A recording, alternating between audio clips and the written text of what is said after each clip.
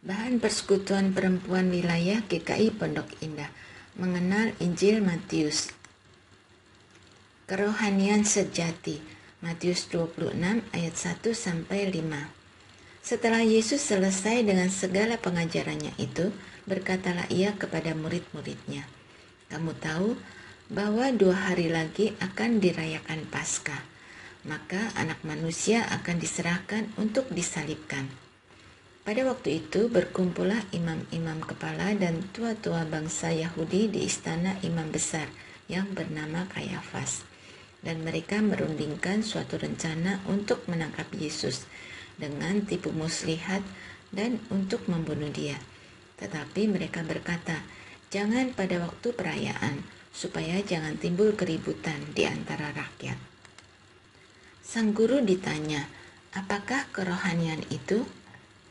Jawabnya, kerohanian yang sejati adalah kerohanian yang berhasil membuat orang melakukan perubahan hati. Tetapi kalau saya memakai cara lama yang diwariskan para guru terdahulu, bukankah itu kerohanian juga?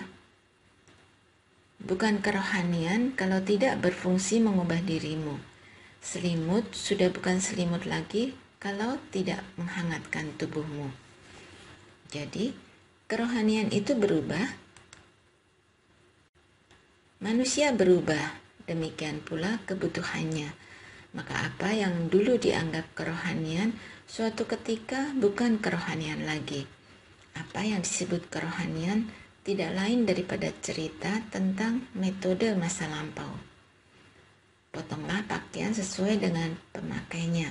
Jangan memotong orang sesuai dengan pakaiannya. Kerohanian sejati, burung berkicau. Anthony de Mello. Tidak mudah menyesuaikan diri dengan kebaruan. Transisi dari beribadah di gereja dan beribadah di rumah saja membutuhkan diskusi yang alot, baik di kalangan para teolog dan pemimpin gereja hingga jemaat. Tidak jarang dalam keputusan untuk merubah sesuatu yang sudah biasa menghadirkan perpecahan. Rasa-rasanya hal tersebut juga dialami pada masa Tuhan Yesus. Matius 26 ayat 1-5 memberikan realita perubahan yang diperjuangkan Tuhan Yesus berdampak pada persekongkolan pemuka agama Yahudi untuk menyalibkannya. Perikop ini memaparkan 2 sudut pandang, yakni sudut pandang Tuhan Yesus yang memberitahukan mengenai penyalibannya dan persekongkolan imam-imam kepala, tua-tua, dan Kayafas. Pada bagian sebelumnya, dari Matius 5 hingga Matius 25, menunjukkan karya-karya Tuhan Yesus. Karya-karya tersebut terus menyuarakan tindakan-tindakan kerohanian untuk merangkul sesama manusia yang dianggap hina sebagai bentuk kerohanian yang sejati. Pembaharuan yang dibawa dan disuarakan oleh Tuhan Yesus berdampak luar biasa buat orang-orang di kalangan terpinggirkan, namun tidak dengan pemuka-pemuka agama Yahudi di kala itu. Karena menurut pemuka agama Yahudi, Tuhan Yesus itu pembelot dan pemberontak. Kegeraman imam-imam kepala dan tua-tua bangsa Yahudi berujung pada persekongkolan untuk menangkap, merancang tipu muslihat, dan membunuh Yesus. Persekongkolan itu dilaksanakan di istana imam besar yang bernama Kayafas untuk memperjuangkan tradisi dan harga diri yang diwariskan turun-temurun. Tipu muslihat dan pembunuhan dilihat sebagai tindakan yang tidak masalah.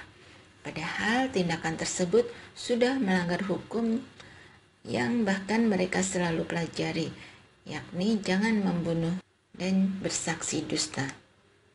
Tuhan Yesus datang dengan setiap pembaruan yang mendobrak praktek tradisional kala itu. Kini kita pun diperhadapkan dengan hal-hal yang tidak biasa dalam praktek keagamaan kita. Namun jangan sampai hal tersebut mempengaruhi hidup kerohanian yang sejati, yakni yang membawa pada perubahan hati yang penuh cinta kasih, Ada satu kutipan dari Anthony de Mello yang bisa menjadi bahan perenungan kita terus-menerus dalam menghadapi perubahan. Diskusikan. 1. Bagaimana saudara menghadapi perubahan dalam gaya beribadat dari yang biasanya di gereja kemudian berpindah ke rumah? 2. Bagaimana perubahan tersebut berdampak pada kerohanian saudara? Doakanlah. 1. Setiap perubahan dalam tradisi tidak menggoyahkan iman kepada Tuhan Yesus. 2. Tetap memiliki kerohanian yang sejati, yakni hati penuh cinta kasih.